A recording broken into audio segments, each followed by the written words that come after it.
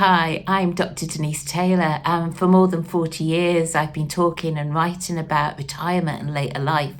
And this is one of a series of videos where I give answers to the sorts of questions that people come to me with, because if it's been helpful for them, it might be helpful for you too. And this time it's something that people talk to me a lot about, and it's like, now I'm retired, everybody wants my time and I don't want to give it to them. Yeah, I know that one myself.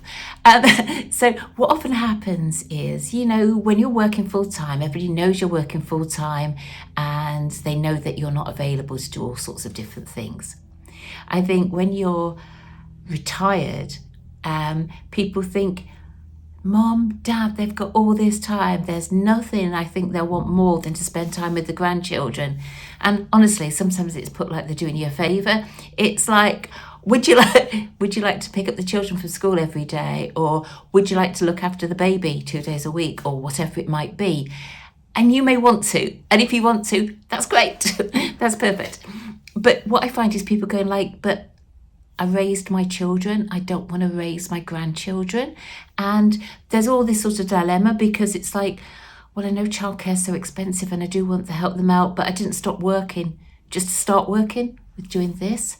So sometimes it's about managing expectations. So as you start talking about you're coming up to your retirement, you could be saying things like, I'm going to need to actually work out what retirement means to me. And I do understand, because you've been listening to me, that the first 2 years of retirement is very much finding your place in the world.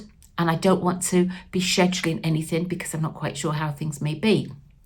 And it may well be that during those first 2 years, you're going to go on a big holiday or a cruise, or you get your camper van and you're going out for months at a time. But you need to, right in the early stages, before they start thinking, Mum and Dad have retired, that's childcare sorted for 3 days a week. What is it that you want to do? And sometimes it's better to have these sorts of things that need to be done occasionally rather than a regular commitment. I have friends who can only ever go on holiday now during school holiday time, because the rest of the time they're looking after the grandchildren and they love them.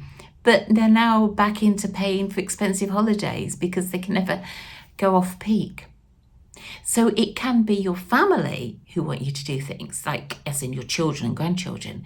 But as I know, there's also your elderly parents as well. And, my mum will say to me, like, you never seem to have any time for me. Well, it's a 250-mile round trip to go and see my mum. So it's not like I could just nip in for coffee twice a week.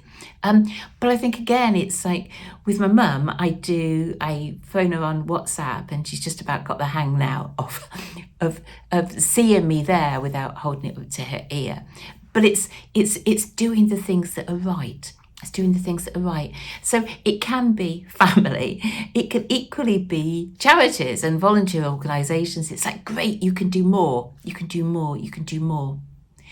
What came out of my research, and what I always say to people, is start small.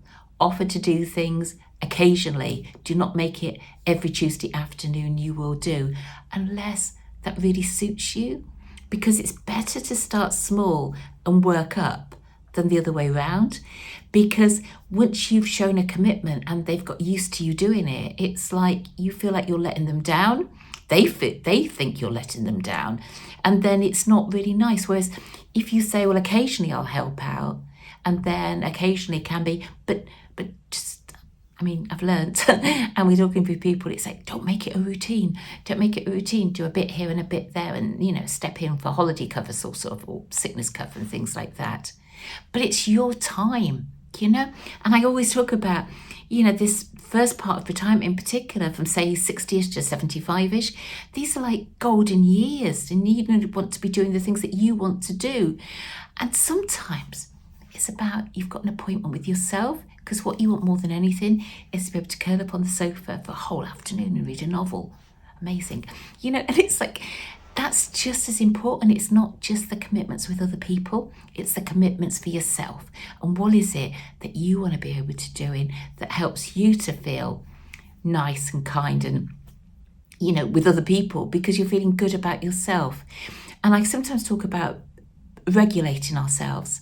And for me, that's often, going off and spending time in nature, but it's doing the things that nurture us, like we're a plant, and it helps us to grow rather than, just takes everything away from us.